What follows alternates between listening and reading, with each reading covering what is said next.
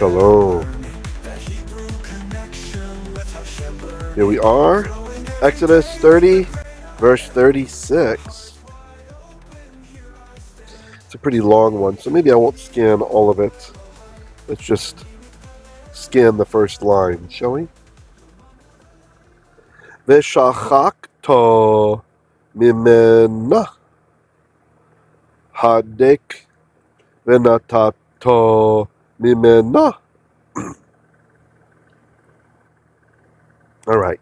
Now this first word, shachak, sheen, chet, kuf, or kof, however you like to say that. This is only 3 times in the entire Hebrew Bible. It means to crumble or crush together. In other words, the substance is used for incense. So, shachakto is you crumbled, you crushed together, but ve shachakta, and you shall crush together or crumble. Mimenah. So this is, of course, mimemnah,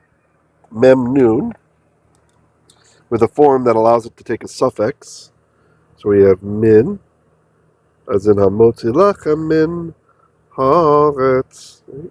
And that noon is inside of the second mem. That's what's happening there. So mimemnah is what it's saying. So mimenah, from her or from it. Hadeik, hey, dalet, kuf. Now this is kind of a hard word to recognize. It's a geminate, which means that 2 of the 3 root letters are identical. Think about the constellation Gemini. So dakak in the hifil means to pulverize. To pulverize, dakak. So the shachakta mimenah hadeik. So you shall crush together or crumb together from it, could just be some of it. Hadeik. This is a hifil infinitive absolute, which is really like or a hifil infinitive, which can be kind of flexible in the meaning. So like pulverizing, perhaps. It's a construct, not an infinitive absolute. It's an infinitive construct. V'natato, and you shall give or place, from natan, right? You can hear or see natan ta in ancient Hebrew became natata. The noon, sofit, went inside the tav, and that's why there's a strong dagesh. Natata, natanta, and the to at the end means you. Natato, you gave or you set, but the vav conversive changes the aspect. Ve natat ta, and you shall give or and you shall place. Sorry if the sound is a little abrupt or strange. I'm pausing lots to censor coughing from you guys. Mimenah, from her, from it, so some of it, and you shall set some of it. Lifnei ha'eidut. Lifnei. Well, lifnei is a word that you should just learn means before. B-E-F-O-R-E, before. And just like in English, it can be physically before, like in front of something, or it can be temporally before, like before something happens. So really, same as in English. What's interesting about this word is it's actually lamed plus the word panim, lefanim, like 2 faces. And then they're in the construct, so technically it's lefnei. So 2 faces of the idut, ayin, dalet, tav, testimonies. Read the testimonies. What are the testimonies? Well, these are the 2 luchot avanim, the 2 stone tablets on which were written the Aseret Debarot, the 10 commandments, or the 10 words, as some like to say. They're the testimonies. And I like most Heiser's explanation as to why He points out that in other ancient Near Eastern, I think it was Heiser. Hope I'm not stealing from Milgram and giving to Heiser. It's either Jacob Milgram or Michael Heiser. I think it's Michael Heiser. It's Heiser. In the ancient Near East, when kings would make some kind of treaty, they would each list the names of all of their gods in whom they believed. And then you had to list them all, right? And so the idea was these gods then stood as witness to the treaty, right? The covenant, the agreement that was being made. And you couldn't leave one out, because if you left one out, the idea is later on you could appeal to that god. Oh, he's such a terrible enemy. Let me violate the treaty, right? So there were people who tried to make sure that both kings knew in whom they prayed and believed, right?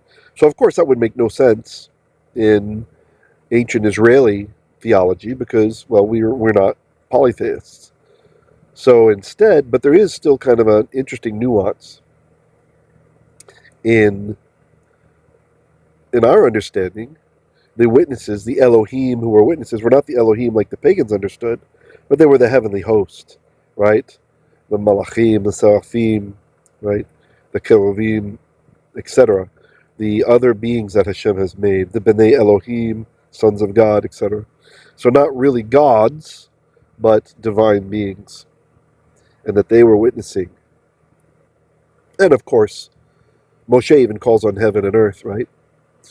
So, the ha'azinu hashamayim ha'daber tishma ha'arti mifi.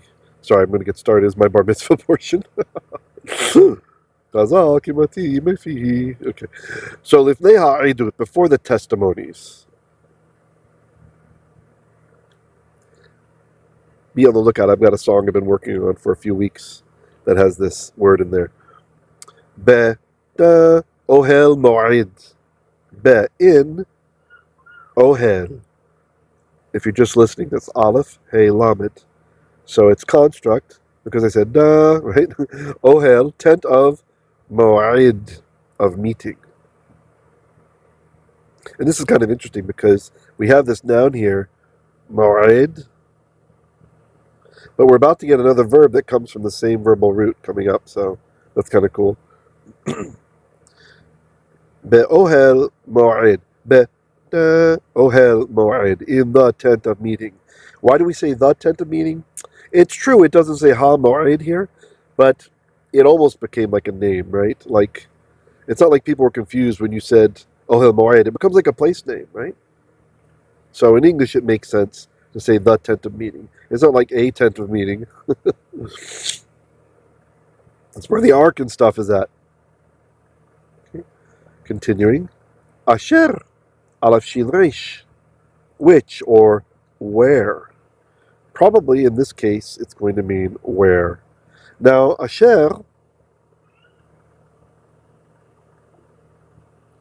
now is as good a time as any to learn that it means more than you might have learned. If you haven't been with me the whole time, you might not have heard this before.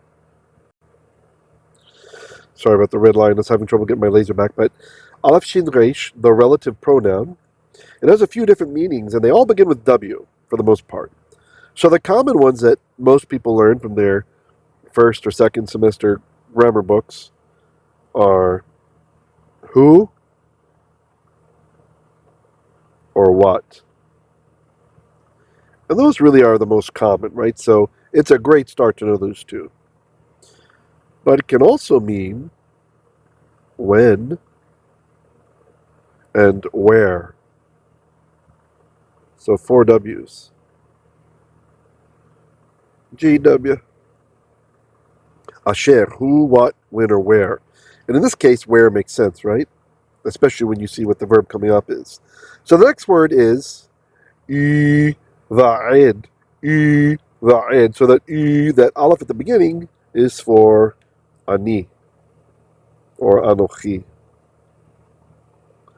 I. It means I. And it might be kind of hard to recognize. The verbal root is actually ya'ad. Ya'ad. To make an appointment or to designate. Now this is a nifal, as I have it marked. So there's a dagesh in the vav. So in ancient Hebrew, it would have theoretically been in va'eid or in ya'ed, and that over time became, well, iva'eid, but we say iva'eid. So the nifal has a few different meanings. It can mean to arrive or meet at, right? And of course, it's in the ohel mo'ed, right? So you see now why this is mo'ed, or you hear now. Number two, it can mean to gather together. Number three, to make an appointment. And finally, to let oneself be met, i.e. of God. In other words, like to reveal oneself. Like, I will allow myself to be met. So let's back up again. Let's translate what we have so far and see how it fits together. Veshachakta, and you shall crumble or crush together. Mimenah, some of it, literally from her. Hadeik, pulverizing. Venatata, and you shall place or set or assign. Mimenah, some of it. Lifnei ha'edut, before the testimonies. Beta ohel mo'ed, in the tent of mo'ed, of meeting. Asher, where, iva'eid, I will allow myself to be met. It's literally what he's saying, right? But we can understand it as reveal oneself. Lecha, to you. I will allow myself to be met to you, or I will reveal myself. Lecha, to you. Shamah. Sham means there. Shamah means over there. So it's kind of interesting. Hashem is introducing the idea of motion there, I guess because he will be moving his presence there. Middle English, Older English, etc., Victorian English captures this better as thither. Thither, meaning over there, heading towards there.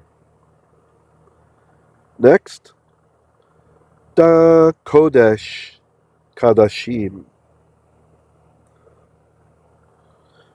Da kodesh in the construct, holy of kadeshim, of holinesses or holies. So the idea when you have this phrase, da kodesh kadeshim, it's like most holy.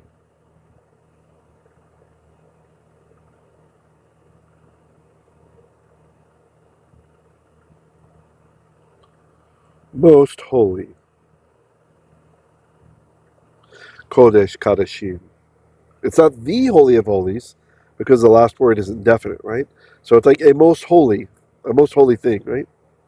Kodesh kadeshim. Tihyeh. Tihyeh. So that could either mean you will be, but the next word will rule that out. Lakhem, for you all. You will be for you all. Or it can mean she will be. It's just unfortunate that the imperfect form of a verb in Hebrew, the second person masculine singular, that means you, the ta, talking to a man, looks exactly the same as the third person feminine singular, she. So tihyeh can mean you will be, or you will be, Yoda talking to Luke, or it can be tihyeh, she will be. There is another, right? So tihyeh, she will be, and in this case, it's going to be she, because we're still talking about the feminine substance, right? So it will be tihyeh, lakhem, for you, plural. Okay, let's read through again. This time, try to translate before I do. Veshachakta, and you shall crumble or crush together. Mimenah, literally from her. Hadeik, coming from the verb dakak in the hifil. Dak, by the way, is like fine. It means fine, right? So you can imagine making something fine. So to cause to be fine is to pulverize, right? Being pulverized. Then atata, then you shall give or place or set. mimenah, from her. Lifnei ha'edut, before the testimonies. Beta ohel mo'ed, in the tent of meeting. Asher, where? Iva'eid, I will allow myself to be met, or I will reveal myself.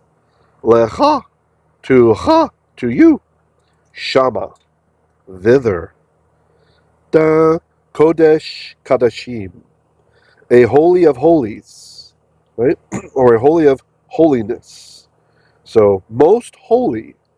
Tihyeh, she shall be lakhem, for y'all, or for Utes, New Jersey style. Now I'll just read it one more time. Do your best to understand. ושכחת ממנה hadeik, ונתת ממנה לפני העדות באוהל מועד, אשר iva'eid לך שמה, kodesh kadeshim tihyeh lakhem.